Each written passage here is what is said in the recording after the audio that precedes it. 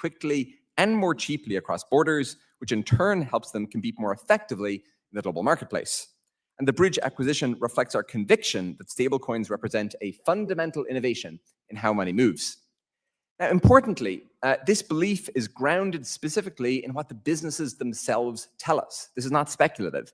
They say that stablecoins deliver real utility today. We see businesses finding better ways to manage corporate treasury, to handle international transfers, and to access dollars overseas. So that is to say that stablecoins are creating economic opportunity for American businesses at this moment. Now, beyond the usability and the efficiency improvements for businesses, stablecoins also strengthen America's position in the global financial system. Despite regulatory uncertainty, approximately 99% of stablecoin balances today are US dollar based. And I often find that Americans, it's easy sitting here to underestimate how much demand exists globally for dollar-denominated assets. And this matters tremendously when approximately 1.3 billion people live in countries with average inflation rates exceeding 10%. And as such, stablecoins are enhancing the dollar's status as the world's reserve currency and lowering American borrowing costs. Stripe now supports millions of businesses of all sizes, and we're acutely conscious of the attendant responsibilities that come with that position. We believe that a trusted financial ecosystem requires clear and effective regulation. And thoughtfully constructed frameworks for stablecoins will bring certainty, stability, and safety for businesses and consumers. And that's why I appreciate this committee's consideration around an appropriate federal framework. I respectfully suggest that any legislation be based on 5 essential principles. 1, regulatory clarity. 2, flexibility and support for innovation. 3, neutrality and interoperability with existing systems. 4, robust consumer protection with a heavy focus on transparency. And 5, an outcome-based framework for ensuring system integrity and preventing illicit activity. Overall, stablecoins benefit American consumers, American businesses, the American government, and the global economy at large. Because of these benefits, stablecoins are seeing incredible adoption, with use more than doubling over the past year. I commend Congress's recognition of the fact that stablecoins are an innovation of unusual import. I'm very grateful for the opportunity to share these perspectives. I look forward to your questions. Thank you, sir. Mr. Gwynn, you're recognized for 5 minutes. Thank you. Chairman Hill, Ranking Member Waters, and the other distinguished members of this committee. It's very difficult to follow that great opening statement. But as he explained, stablecoins are a modern digital version of private money. If a payment stablecoin issuer has a properly calibrated reserve of high-quality liquid assets, a properly calibrated capital buffer, and no material amount of other liabilities, its payment stablecoin should be as safe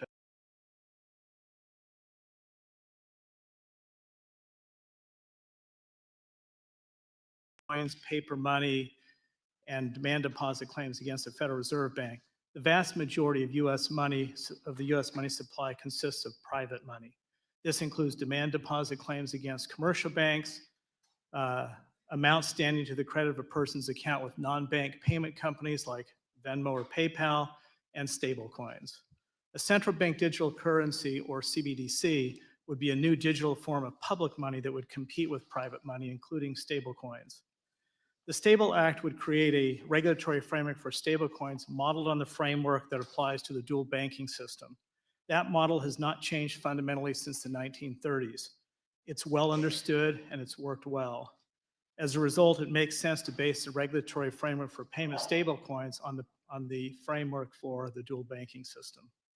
Let me make 4 points about the Stable Act. First, the 100% reserve requirement, together with a properly calibrated capital requirement and the activities restrictions in the Stable Act, should make payment stablecoins issued by permitted payment stablecoin issuers as safe as insured deposits or central bank money.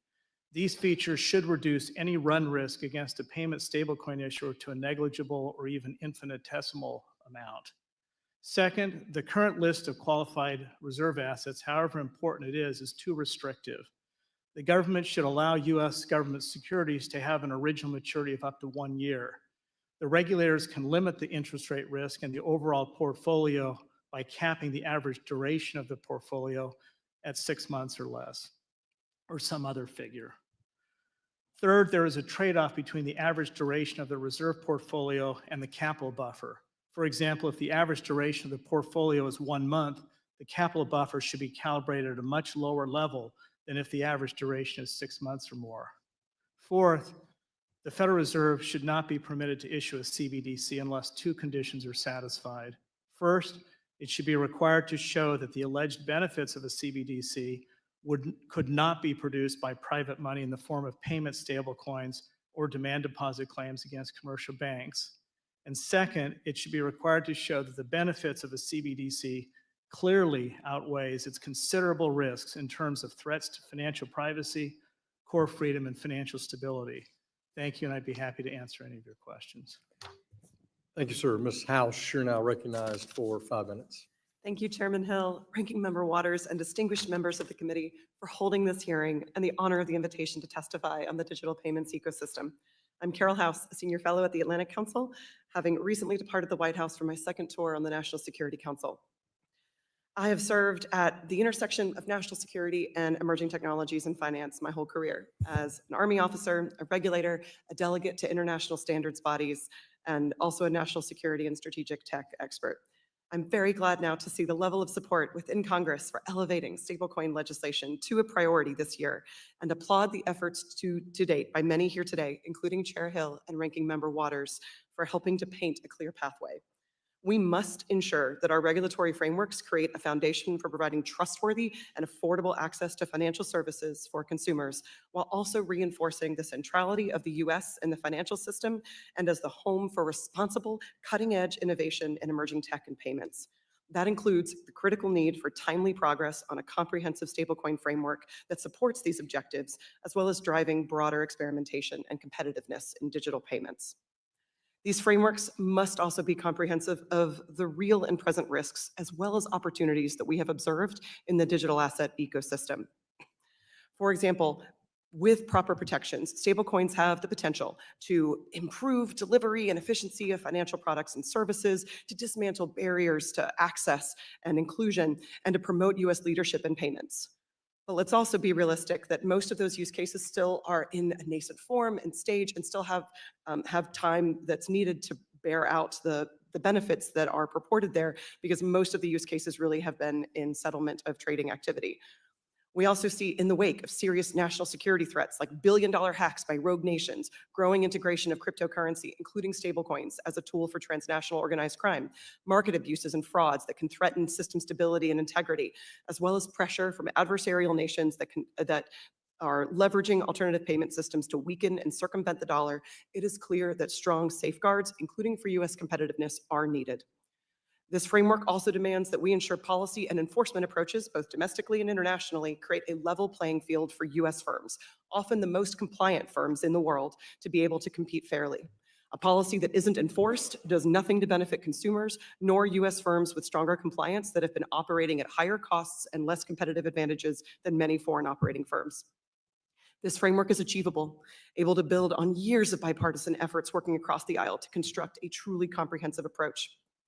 We need strong prudential consumer protections and regulations to ensure that stablecoins are truly stable. We need to be able to shift the burden from consumers doing their own research to assess which stablecoin is truly stable. In this way, a clear regulatory framework that fosters trust can actually help set conditions to drive broader adoptions and competition. We also need to have strong AML protections in place for stablecoin ecosystems. And we need to ensure that cyber and AML vulnerabilities that are being exploited by hackers, like in the recent $1.5 billion Bybit hack by North Korea, are closed in this ecosystem. I'm pleased to see many elements in the Stable Act that I support and are critical safeguards, such as high-quality reserves on at least a one-to-one basis, envision roles for state and federal regulators, and restrictions on hypothecating federal reserve assets, as well as stablecoin issuer activities. These are critical safeguards. But there are also several key elements that are missing from this proposed legislation and that have been previously negotiated. If not addressed, we risk this framework not being comprehensive and needing to be patched and fixed later in the future. So I propose some areas for consideration. Like, we must ensure federal line of sight to support supervision on on issues of systemic importance. I support the state charter and the dual system in banking, and we must preserve that option, but not by denying critical visibility for agencies like the Federal Reserve to be able to fulfill their mission on overseeing financial stability and conduct monetary policy. The legislation should also broaden to include a greater scope of risk coverage like credit and counterparty risk, market risk, and concentration risks. There's also no clear articulation of an enforcement mechanism, affiliate controls, or bankruptcy resolution to protect consumers in the wake of a failure. There's also not clear enough direction on AML, sanctions and extraterritorial application. US dollar stablecoins have been exploited by cartels and sanction evaders and terrorism financiers. We need to message that that is unacceptable and make clear that US dollar stablecoins must comply with sanctions, including freezing and recovery capabilities. So the most important message here on innovating in digital payments is that we need to do so responsibly and invest in the building blocks that will allow for us to make this system more secure and inclusive. Thank you very much. I look forward to your questions. Thank you so much. We'll now turn to member questions, and the chair recognizes himself for 5 minutes. As I started out in my opening remarks, it's our job as members of Congress to establish a legislative framework for payment stablecoins that balances growth and innovation with strong consumer protections. And I think all of us on both sides of the aisle have that as a cornerstone. Crafting a durable regulatory framework that achieves this balance is iterative and requires extensive stakeholder feedback and engagement. Today, we'll use this hearing to further strengthen the STABLE Act, incorporating the expert testimony of our witnesses to refine our bill's consumer protections and solidify the federal and state pathways for both banks and non-banks. Let me start and talk about banking engagement. In October 2020 and January 2021, the OCC under the Trump administration clarified that banks can both issue stablecoins and hold stablecoin reserves. But then, just a few months later, in November of 2021, the OCC, the Comptroller of the Currency Office, under the Biden administration, stated that these activities could only be conducted by banks if they received a non-objection letter. Finally, just this past Friday, the Comptroller of the Currency has issued a statement indicating that banks under its supervision will no longer need permission to engage in certain digital assets related activities. Certainly, in my point of view, why we need a regulatory framework so that we don't do this bouncing around. But Ms. Butler, you work at BNY Mellon. You're a descendant of Alexander Hamilton. Can you explain how the STABLE Act addresses this inconsistency by changing administration and alters this rules on banks' ability to engage here? Thank you very much, Chairman, for your question. The STABLE Act gives us the clarity and certainty to know what we can actually perform in terms of activities for our clients, and that is absolutely incredibly important. In addition, the consistency of applying those same standards across the ecosystem. So whilst we need the clarity as a bank to understand what activities we can perform, we need to know that the ecosystem we're performing those activities in is all players are meeting the same set of standards. And that's going to be very important to ensure that there is a system of trust with regulatory oversight to ensure that we can protect the safety and soundness of financial markets. So you believe that same kind of service deserves the same kind of regulatory treatment, whether it's a bank or a non-bank, is that right? 100%, same service, same risk, same regulation. Okay, thank you very much. Let me turn to the topic of a state pathway, which has been a big issue over the last couple of years that we've talked about this. Throughout the 118th Congress, we took testimony on this, including from Superintendent Harris of the New York Department of Financial Services, about that balance between state and federal oversight.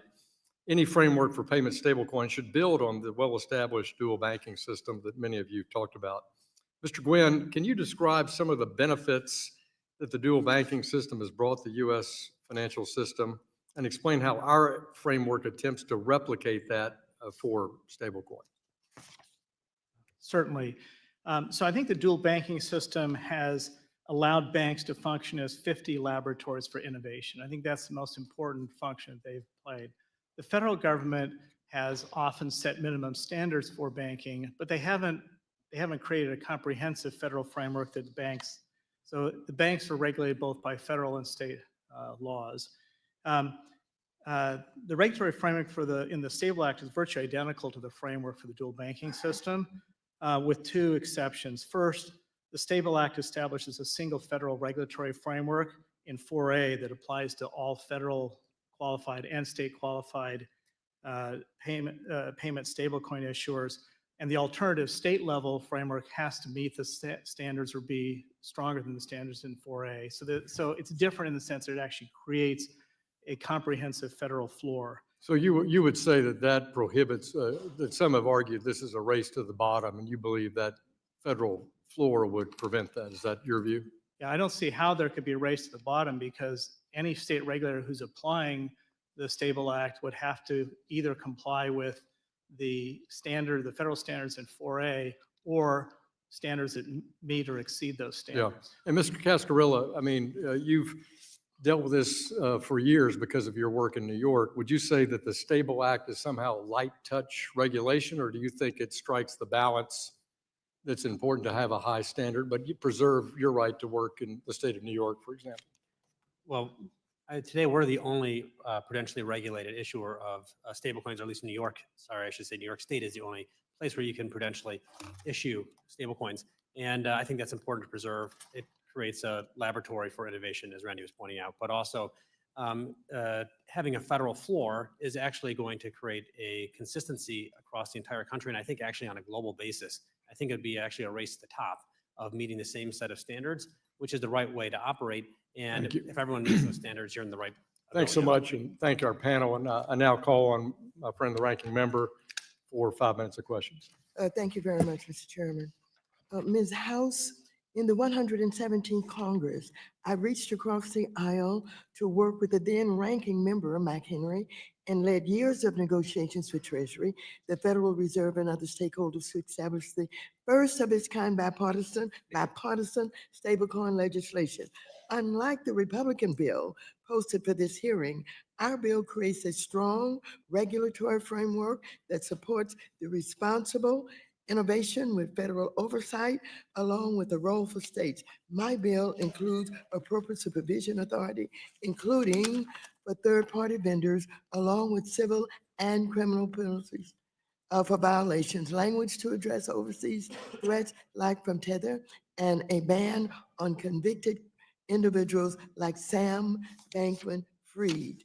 In your testimony, you said, in the wake of serious national security threats like billion-dollar hacks by rogue nations, growing integration of cryptocurrency as a tool for transnational organized crime, market manipulation and fraud that can threaten system integrity and stability, as well as pressure from adversarial nations seeking to develop and leverage alternative payment systems to weaken and circumvent the dollar. It is clear that strong safeguards, including for U.S. competitors, are needed. Do you stand by that? Why is what you're telling us so important? Ma'am, it's entirely necessary. I think we all would find it totally acceptable for the nation's greatest threats to us, which often are on the other end of our sanctions, to be able to leverage the U.S. dollar and to get access to the U.S. system. Yet that is happening in U.S. dollar denominated stablecoins. So many of the protections, like what you just mentioned on extraterritorial application, are needed in order for us to make sure that our adversaries are not exploiting our system. Thank you very much. I think enough is going to be said here today to see the difference between what Mr. McHenry and I was trying to do and what this bill does not do. But I want to jump over to something a little beyond stablecoins. When Trump first issued his meme coin 3 days before his inauguration, I expressed my deep concern. I warned that this raised major conflicts of interest, national security risks for the country, and left consumers vulnerable to rug pulls, market manipulation, and more. Unfortunately, that has happened. Can you quickly tell everybody what a rug pull is and how it works? Sure. With limited time, just basically when people are trying to hype up and get people to invest in an asset and making a broader promise, and then ultimately pulling out your investments in the assets, and ultimately that ends up normally crashing the market value.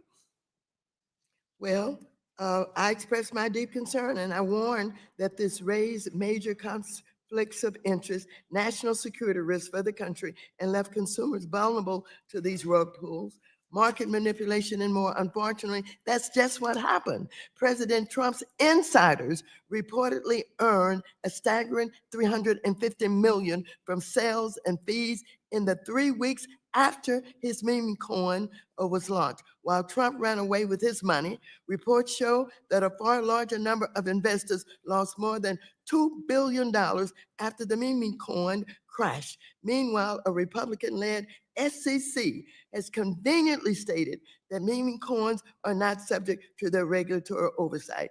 And so with that, I just want to just say to this committee and to everybody else, whenever you see this side and that side get together to work on something, that's significant and that's important. And you cannot just erase the fact that Mr. McHenry and I put together stable coins with the kind of guardrails that would avoid consumers from being ripped off. Now, I can't understand why anybody on either side of the aisle would ignore all of this, and a new SEC head by someone who does not believe in guardrails would continue to go down this road. We're not just talking about what you have advised us about. We're talking about the way that these meme coins are put together and the rug pulls, and those insiders who know what they're doing invest all of that money up front, and then after it grows, they pull it out, and the stupid people who thought they were investing in something lose everything. Why don't everybody just understand that? Well, I yield back the balance of my time. Ranking member yields back. The chair recognizes the gentleman from Oklahoma, Mr. Lucas, the chair of the Task Force on Monetary Policy, for 5 minutes. Thank you, Mr. Chairman, and thank you to our witnesses for testifying today. I want to first focus on central bank digital currencies. As one of the few remaining members of Congress who was on the Dodd-Frank Conference Committee, I'm especially sensitive to expanding the authorities and reach of the Federal Reserve. We've seen the way partisan politics creeps into the supervision and regulation of our financial systems when we allow unaccountable agencies to look over our shoulder. As chairman of the Task Force on Monetary Policy, Treasury Market Resilience, and Economic Prosperity, I've spent a lot of time talking about the Federal Reserve System becoming more partisan, and I expect to continue that dialogue through our work on the task force. My view is to maintain the Fed's independence on monetary policy, we must hold the Fed accountable when they overreach on the regulatory proposals. Mr. Gwynn, do you think a U.S. CBDC would lead to further polarization of the Fed? And how could increased authority like the issuing of a U.S. CBDC be abused by political partisans? Thank you. So I wish I could answer no to your question, but Operation Choke Point 1 and 2 has taught me that, unfortunately, I must say, yes, there is a possibility that would increase the politicization of the Federal Reserve. A CBDC would give the Federal Reserve staff a direct window into virtually every transaction every person in America makes, and at least one of them won't be able to resist the temptation to use that information to promote what they consider to be worthy political goals. I think the real dangers have been outlined before by Norbert Michel of Cato Institute, which is there's a real potential threat to financial privacy, to core freedom, and actually to financial stability, because if you have a CBDC in times of stress, and if it's available to retail investors, then they'll have a temptation to pull money out of the banking system and move it into CBDC. We pride ourselves here in the United States, and rightfully so, on our global leadership in technological advances. But in the case of stablecoins and digital assets, Congress's failure to put together a workable legal framework and regulatory environment is putting our financial firms and consumers at a tremendous disadvantage. Ms. Butler, why is it so important for us to catch up to the other jurisdictions on this? And what happens when we fall behind the United Kingdom and the European Union here? Thank you very much, Congressman, for your question. As a global bank, we serve many different clients across over 100 markets, and it's imperative that we're able to use the latest and greatest technologies to meet the needs of our clients. In the US has been the world's economic leader, and leader in innovation. And it's imperative to be able to take the new technologies and apply them to the needs that are in the market. It's very important to protect the US dollar. The US dollar is our largest currency for trade.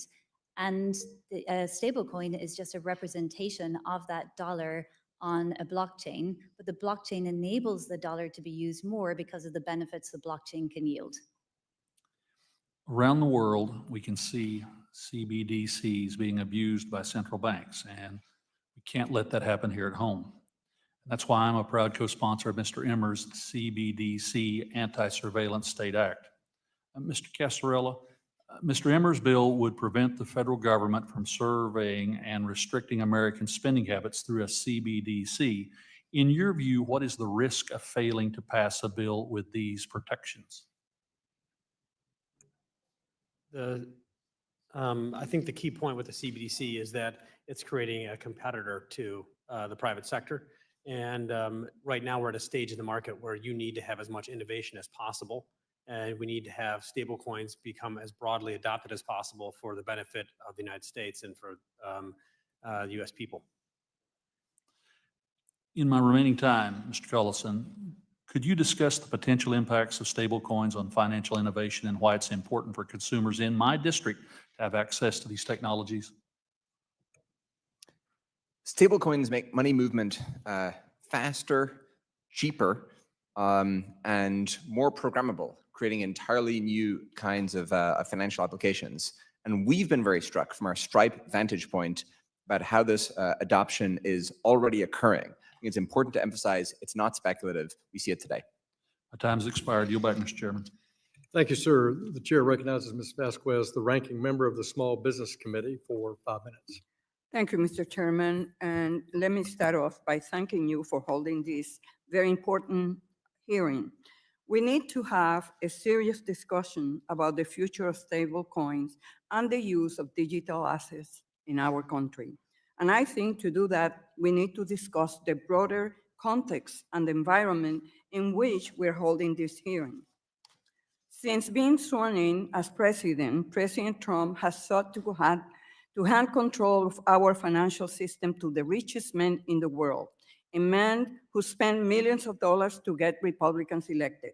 Elon Musk and Doge have sought to destroy the CFPB, gain access to the Treasury Department's payment system, and frozen rulemakings, litigation, and enforcement actions, not to mention firing or laying off thousands of federal employees, many of whom perform critical oversight roles in the regulators we are discussing here today.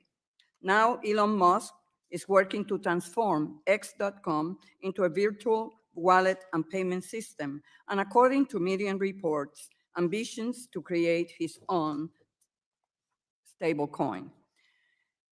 So, Ms. House, as we sit here today discussing the merits of stablecoin legislation and what is likely to be a broader discussion on digital asset legislation later this Congress, do you think it is important for us to keep this broader context in mind?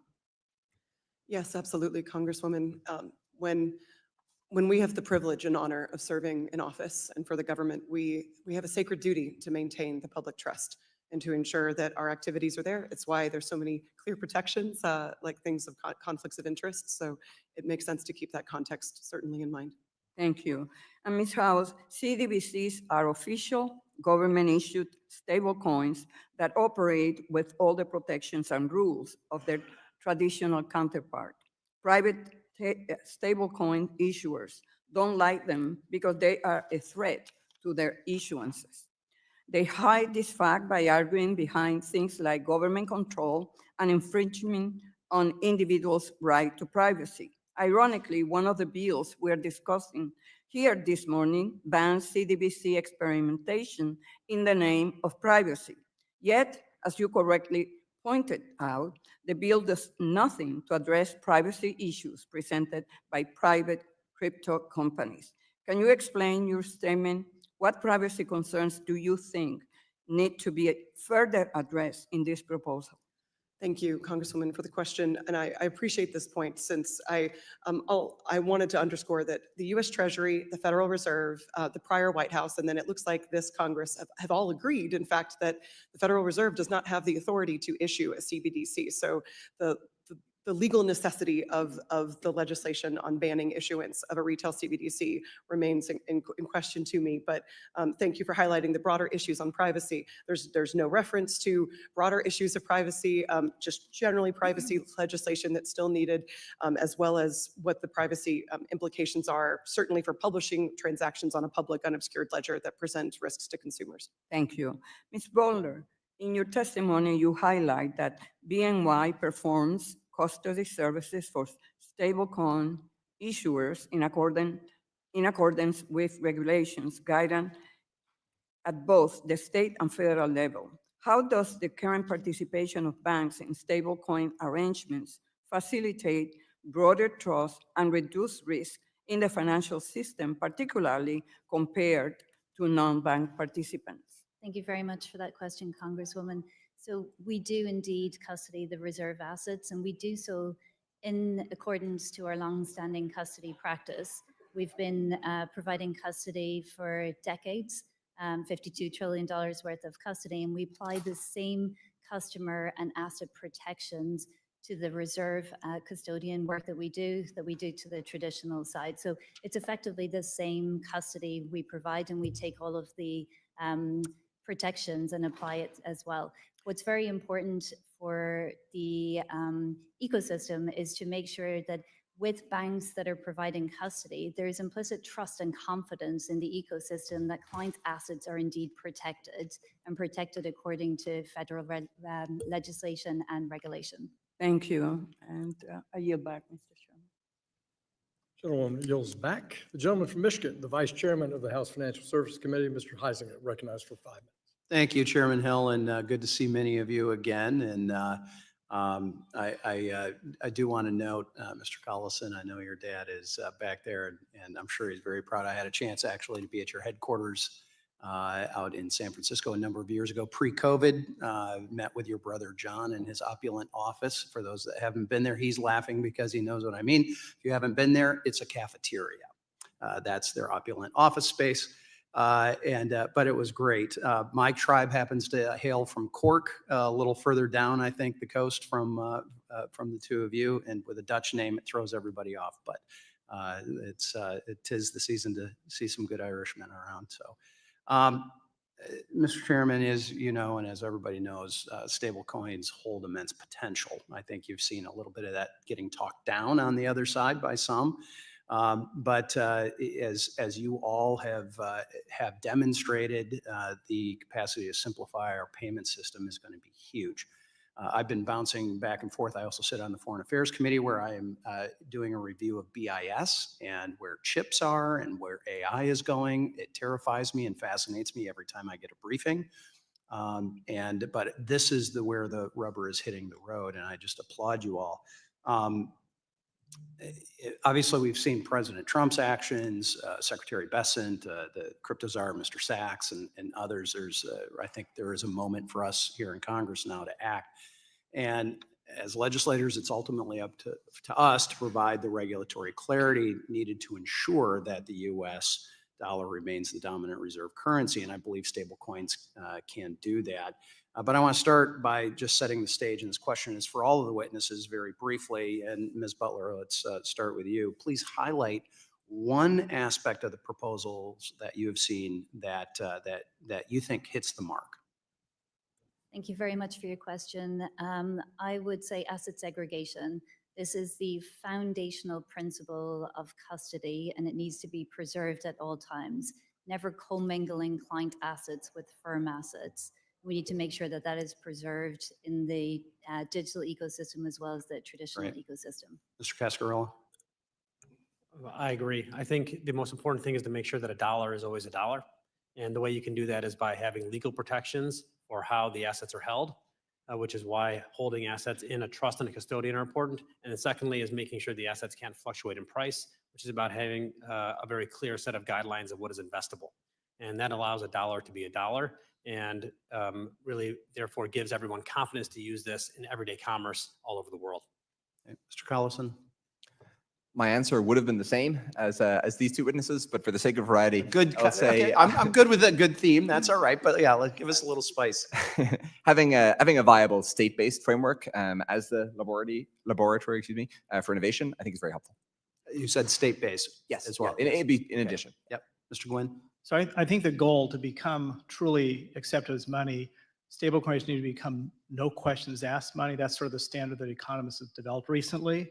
And I think there are three aspects of the Stable Act that actually should help stablecoins achieve that. The 100% reserve requirement, the properly calibrated capital requirement, and the restriction on activities that would prevent it from having any material amount of other liabilities other than stablecoin liabilities. Ms. Howes, what do you think is hitting the mark? Great. I totally agree that on the measures that are in there, the ones like the one-to-one reserve requirement and the restriction on rehypothecation of assets is absolutely fundamental. As a cyber nerd, I'll say the reference to cybersecurity protections also very much appreciated. Okay. In the discussion draft of the Stable Act, stablecoin issuers are permitted to issue stablecoins through a subsidiary. Mr. Gwynn, what are the pros and cons, real quickly, on requiring issuance of that subsidiary? Yeah, so they're mostly pros, but I think the most important thing is it's very easy to match up the reserve with the stablecoin liabilities. If you actually were to issue stablecoins out of an entity that's engaged in a whole variety of activities, it'd be very difficult, particularly if the issuer were an insured depository institution, because there are depositor preference rules that give depositors preference over, say, a stablecoin holder, and there are also restrictions on securing liabilities of an insured depository institution. Okay, my last few seconds, I'd love to have more time, but yes or no from each one of you. MiCA is now the law of the land in EU countries. Should we be following their lead? Ms. Butler? We should be following the lead in the sense of giving clear guidelines as to But what their can and structure? cannot be done. We should engage the private space like we're doing and ensure that we take the best of the rules that are in MiCA and apply them here. Okay, well, I've run out of time. That was a very good political answer, but I will follow up in writing with everyone. So thank you very much. We invite everybody to answer the question in writing. And now we'll turn to the gentleman from California, Mr. Sherman, the ranking member of the Capital Markets Subcommittee, for 5 minutes. Article 1, Section 10, Clause 1 of the United States Constitution, Congress shall have the power to coin money and regulate the value thereof. So the Constitution says coining money is supposed to be done by the federal government. Now the private sector gets in and comes before Congress and says, isn't it outrageous that the federal government is competing with us? And we've got to hamstrung them and make sure they can't compete with us effectively. This would be like saying that, now you can say that the federal government is supposed to coin money, so it can't be electronic. That would be like saying that the federal government can only build roads designed for horses and buggies, and that we should have private toll roads for automobiles. Mr. Gwynn, I think you made the point very well.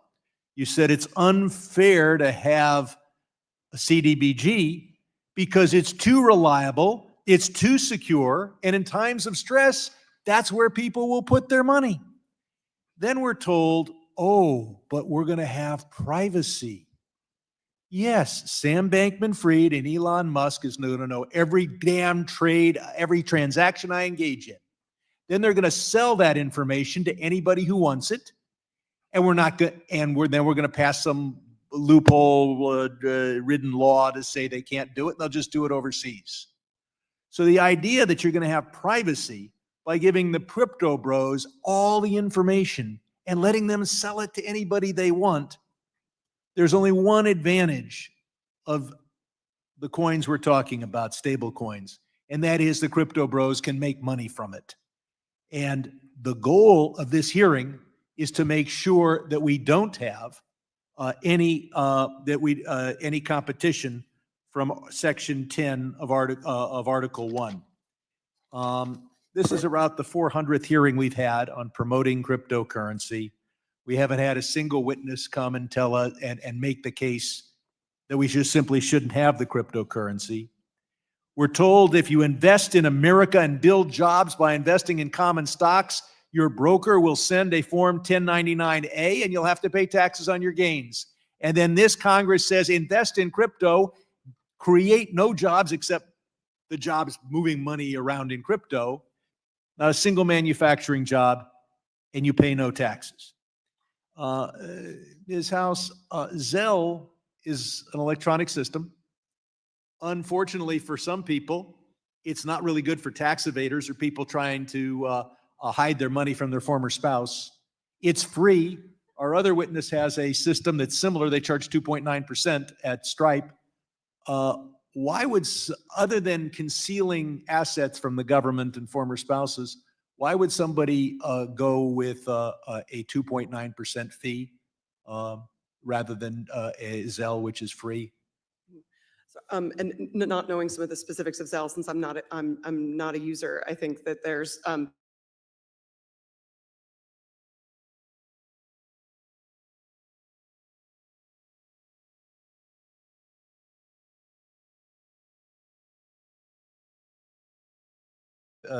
Mr. Casella tells us that people have iPhones and they're unbanked, and we're going to get them banked. So the best way to get them banked is to have a CDBG. You want to prohibit that. Then it's talking as if CDBG would be mandatory. Why not just